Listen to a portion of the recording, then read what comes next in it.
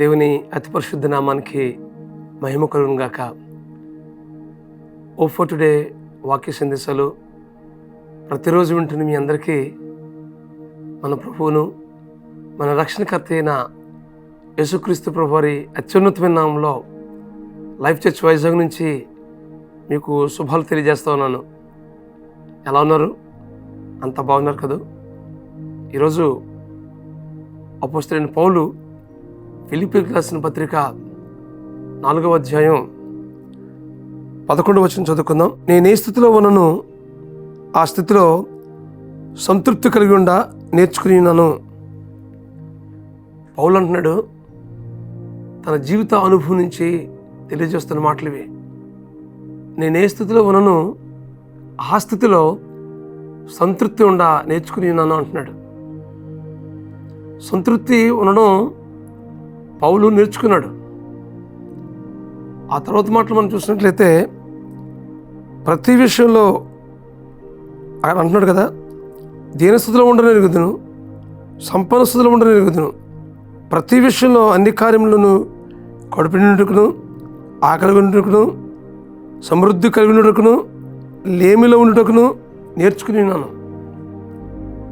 అంటే ప్రతి విషయంలో కూడా సంతృప్తి అనేది తన జీవితంలో నేర్చుకున్నాడు. మనం కూడా మనం ఏ స్థితిలో ఏ పరిస్థితిలో ఉన్నామో దాన్ని బట్టి మనం సంతృప్తి చెందాలి. ఈ దినాల్లో సంతృప్తి అనేది మరి లోకంలో లేదు. మనకుంది అనే దానికన్నా, మనకుంది అనే సంతృప్తి కన్నా ఇతరులకి మనకన్నా ఎక్కువ ఉంది అనే బాధ ఎక్కువైపోయింది దినాల్లో. కాబట్టి అది ఏమాత్రం మంచిది కాదు. మనకు ఉన్న స్థితిలో నుంచి దేవుని మహింపరచాలి. ప్రభువా, నాకు ఈ స్థితి ఇచ్చావు, దాన్ని బట్టి మీకు స్తోత్రాలు ప్రభు అని చెల్లించినప్పుడు దేవుడు దీవించడం ప్రారంభిస్తాడు. చాలాసార్లు ఉన్న ఆ పరిస్థితిలో నాకేమి లేదు అనే అసంతృప్తితో చాలామంది బ్రతికే పరిస్థితి కనిపిస్తూ ఉంది. సంతృప్తి లేని జీవితాలు ఎలా ఉంటాయంటే ఏదో కొరత, ఏదో లోటు, ఏదో ఒక వేదన, అలాంటి పరిస్థితుల్లోనే జీవిస్తారు. కానీ ఆయన ప్రజలంగా, ఆయన కుమారులంగా, ఆయన కుమార్తెలుగా మనం ఎలాంటి పరిస్థితిలో ఉన్నప్పటికీ ఆ పరిస్థితిని బట్టి ఆ ఉన్న స్థితిలో నుంచి మనం సంతృప్తి కలిగి ఉండ నేర్చుకోవాలి. అక్కడ పౌలు తన జీవిత అనుభవం నుంచి మాట్లాడుతున్నాడు. కడుపు ఉండడం తెలుసు, ఆకలి ఉండడం తెలుసు ఆయనకి. ఆయన ఏ పరిస్థితిలో ఉన్నప్పటికీ ఆ పరిస్థితిలో సంతృప్తి కలిగి జీవించాడు.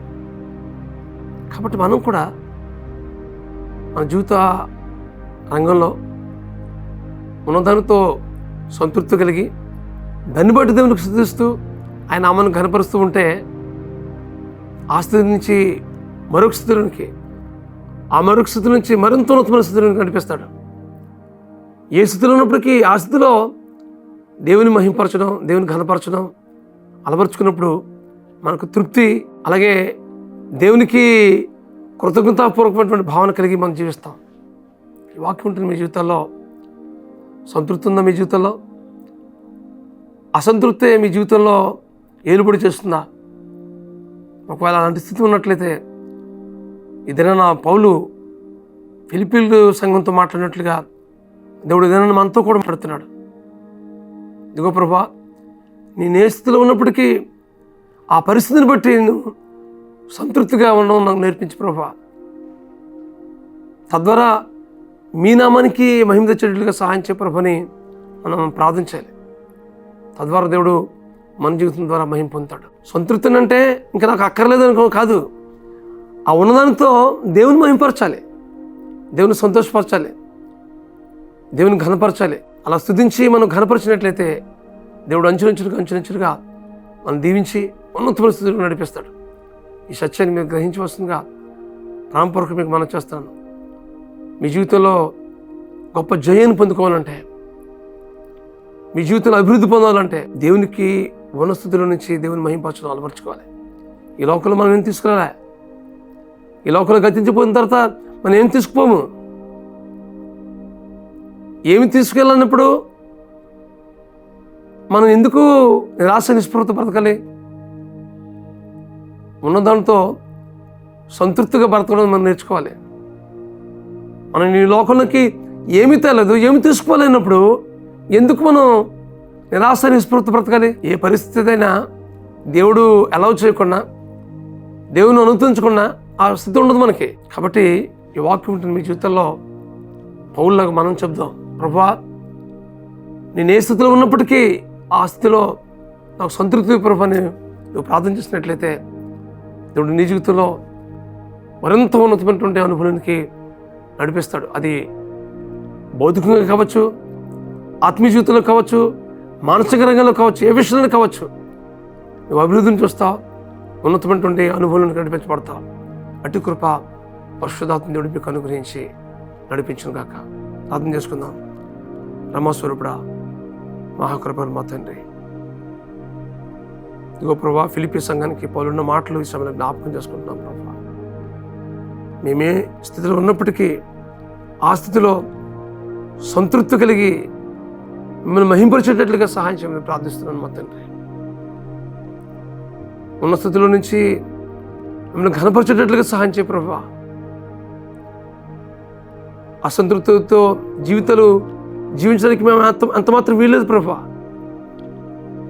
మా జీవితాలు ప్రభా మేము ఏ స్థితిలో ఉన్నామో దాని ద్వారా ప్రభా మిమ్మల్ని మహింపరిచి అనుక్షణం ప్రభా మిమ్మల్ని స్తుతించి మీ నామాన్ని కనపరిచేటట్లుగా సహాయం చేసి నడిపించాను ప్రభా. మీ నామానికి సమస్త మహిమ ఘనత ప్రభావాలు చెల్లిస్తూ పౌల్లాగే ప్రభా మాకు కూడా అలాంటి సంతృప్తికరమైనటువంటి జీవితాలు దయచేయమని బ్రతిమాలుకుంటూ మా ప్రభువుని యేసుక్రీస్తు నామములో ప్రార్థించి వేడుకుంటున్నాం మా పరమ తండ్రి. ఆమేన్, ఆమేన్, ఆమేన్. మీరు ఏ స్థితిలో ఉన్నను ఆ స్థితిలో ఆ పరిస్థితుల్లో సంతృప్తిగా ఉండి మేము నడిపించట్లో, తద్వారా మీ జీవితంలో జయమిచ్చి ఉన్నతమైనటువంటి అనుభవాలు కూడా నడిపించట్లో పరిశుద్ధాత్మ దేవుడు మీకు సహాయం చేసి నడిపించను గాక. God bless you friends. Have a nice day.